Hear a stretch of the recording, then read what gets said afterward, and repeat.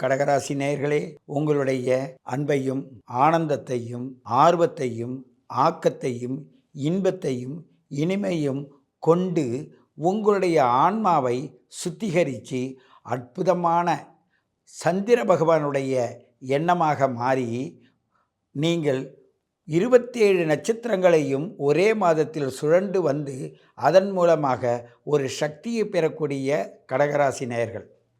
அப்படிப்பட்ட இந்த கடகராசி நேயர்கள் ஆழ்ந்த தூக்கத்தில் இருக்கிறார்கள் என்று அவர் தூங்குறாருன்னு ஒன்று சொல்லிட முடியாது.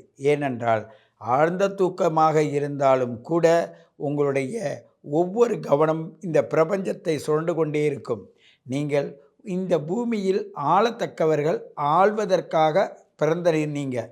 உங்களுக்கு பொறுத்தவரையும் இந்த காலம் சில நேரத்தில் சில பிரச்சனைகளை உண்டு பண்ணிக்கிட்டே தான் இருக்கும்.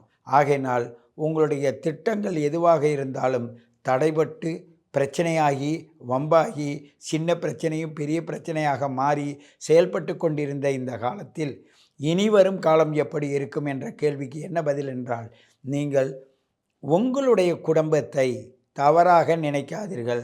இதுவரை நடந்தது போனது போகட்டும், நாம் பற்று பாசத்தோடு இருக்க வேண்டும் என்ற எண்ணத்தோடு இருங்கள்.